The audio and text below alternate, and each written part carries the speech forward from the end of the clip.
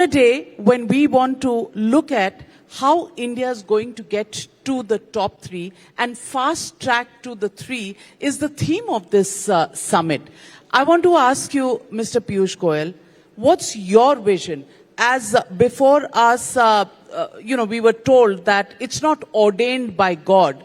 We all have to work towards achieving the status of a number 5 or a number 3 economy as we plan to. How is the government looking at this, and what are the detailed plans to get to the top 3? Well, I think it's commendable that Times Network in its 10th year is once again put together such a grand event to celebrate this journey of economic progress, and compliments to you, Vinitji, compliments to you, Subbu, Navika, and I wish this initiative all success in the years to come. It's been a journey, if one was to look back, of 77 years since independence now. We saw the early years right up to 91, when we followed the socialist path and landed up with a very staid Hindu rate of growth, as we used to call it, at about an average of 4%. Government would interfere in every aspect of economic activity, and entrepreneurship was left for a very few privileged persons. In the last 33 years is when we've really seen the country come of its own. Even within that, if you look at different periods of time, look at the 91 to 96 government of Mr. Narasimha Rao. Even though he was a Congress Prime Minister, sadly the Congress totally disowned him to the extent that they were not even willing to honor him with any award or honor him for the achievements, and for that matter disrespected him even in death. But he gave the first seeds of economic liberalization. Mr. Vajpayee from 98 to 2004 truly opened up the economy to entrepreneurship, to allowing people, and one of his biggest achievements would be the telecom revolution, would be the revolution in the IT space, which helped India come of age. And any reader of the Indian economy will note that every time the Congress or its allies came into government, we saw an era of low growth and high inflation. And every time the NDA, the BJP-led government came in, whether it was in 98 or it was in 2014, we inherited almost broken economies. Vajpayee inherited a very, very sad state of affairs, left behind a strong economy in 6 years, which was acknowledged by the then finance minister in his first speech in June or July of 2004, but left behind again after 10 years a country which had lost the gumption to grow, the confidence through a series of corruption scandals. Growth was down to 4%, inflation was largely in double digits during their regime.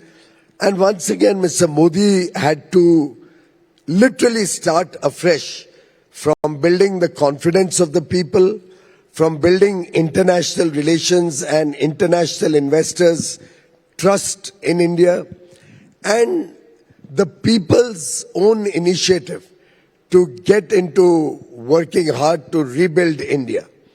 And Mr. Vaidyanathan very rightly pointed out, this 10-year journey has seen structural change, has seen the advent of digital technologies to the last man at the bottom of the pyramid, has seen the macroeconomy from a very weak spot, low forex reserves, low growth, high inflation, mood of the nation being very, very low, changing itself today to the world's fastest growing economy, the 5th largest, as was pointed out, high foreign exchange reserves, the 4th largest forex reserves in the world, strong banking sector, NPAs and restructured loans falling from 12 or 13% to about 2%, 2.5% now, and getting better by the day. In all aspects, we have on three principles worked in the last 10 years. A, building the macroeconomic structure of the economy to be a strong economy. B, ensuring infrastructure growth, as Mr. Vaidyanathan also pointed out. This infrastructure growth is across sectors. Ports, double the capacity. Airports, double the number of airports. Road and expressways across the country almost tripled in the last 10 years. Inland waterways, more than 100 new inland waterways started. Digital technology, 4G right up to the borders of India, 5G rolling out at the fastest pace in the world. In every way, we have seen an India emerging out of the shadows. The world today recognizes India as the best opportunity to invest in. FDI in the last 10 years has grown by 119% over the previous 10 years. 2/3 of the total FDI in India so far of $1 trillion has come in the last 10 years. And when you put all of this together, you see a nation full of confidence, aspiring to cross a $30-35 trillion economy. By 2047, the Viksit Bharat vision to become a prosperous nation, a developed nation. An economy where youngsters are willing to engage with the best across the world. We are making a mark with our goods, with our services. Exports will cross $800 billion this year and about $1 trillion in the next 2.5 years. Across the world today, there is a recognition that the best investment opportunity is in India.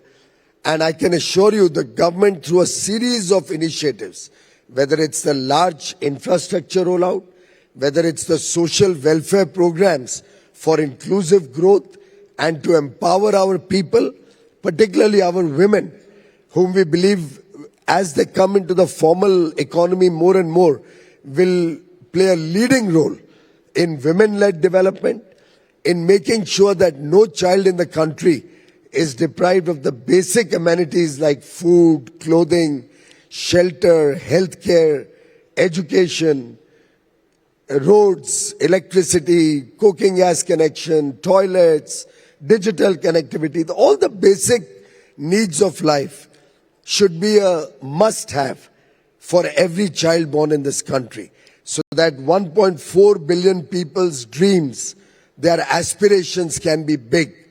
And that is what is driving and spurring the Indian growth story. India will grow on the pillar of rapid infrastructure growth. India will grow on the pillar of adopting technology and innovation. India will be a sustainable growth story. India will be an inclusive growth story. And we in government will act only as an enabler, as your friend. We'll work together shoulder to shoulder with business and economy to thrive.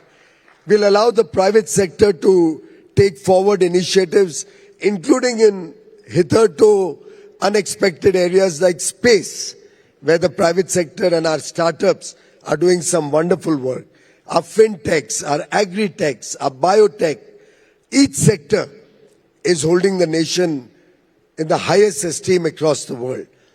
Countries across the world recognize that the market that India offers, demand of 1.4 billion aspirational Indians, is enviable. They recognize that democracy, the rule of law, ensures fair play.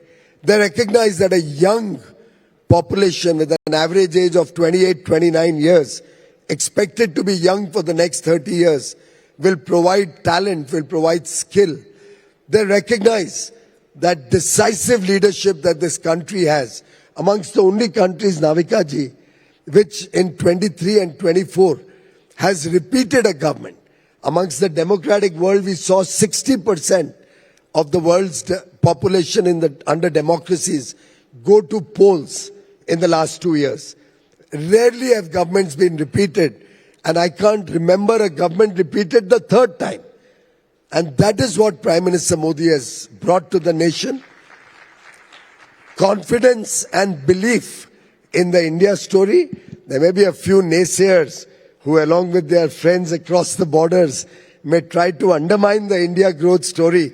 But I can assure you, Navika ji, whether it's the people of Haryana or the people of Maharashtra, now the people of Rajasthan or the people of UP, they recognize that थोड़ी चूक हो गई पिछली बार और उमड़ के बाहर निकले इस बार. मोदी जी को संदेश देने हम आपके साथ खड़े हैं.